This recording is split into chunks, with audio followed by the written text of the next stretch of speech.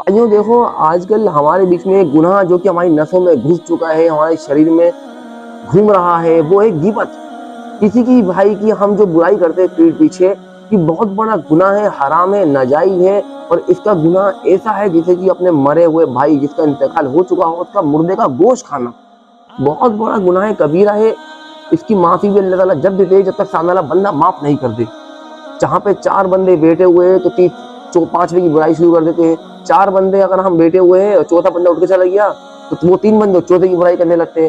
تو بھائی اگر کسی کے اندر کوئی آپ کو برائی دیکھو، اس کے اندر کوئی گناہ ہے، وہ کر رہا ہے بیچارہ، وہ کوئی بھی پاک نہیں ہے، پوری امت گنہگار ہے اور رب بخشنے والا ہے۔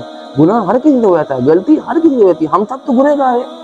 اگر کسی سے کوئی آپ کسی کے اندر کوئی کمی دیکھو، غلطی دیکھو، تو جا کے ڈائریکٹ اس سے کہو کہ بھائی آپ کے اندر یہ بات ہے، آپ اسے صحیح کر لیں۔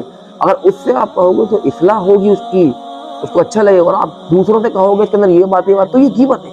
غیبت کرنا بہت بڑا گناہ ہے، اس سے اللہ تعالیٰ ہماری حفاظت فرمایا۔ بھائی ہمیں یہ نہیں کرنا۔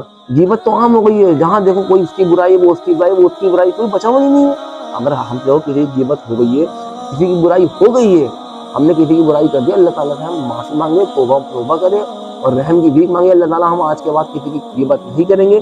اور بہترین طریقہ یہ ہے کہ جس کی ہم نے غیبت کری ہے، جس کی ہم نے پیٹھ پیچھے برائی کری ہے، ہم جا کر کے اس سے معافی مانگے کہ بھائی میں نے تمہاری یہ بات تھی، میں نے سب کو بتائی، میں نے تمہاری پیٹھ پیچھے برائی کری، تو مجھے معاف کر دو۔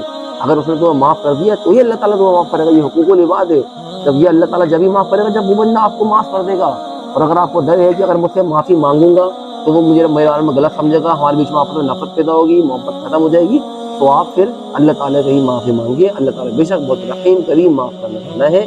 اللہ تعالیٰ ہم سب کو اس گندی چیز سے، اس برائی سے، اس حرام ناجائز گناہ سے ہماری حفاظت فرمائے اور ہمیں نیک بندوں میں شمار کرے، ہمیں غیبت سے بچا لے۔ السلام علیکم ورحمۃ اللہ وبرکاتہ۔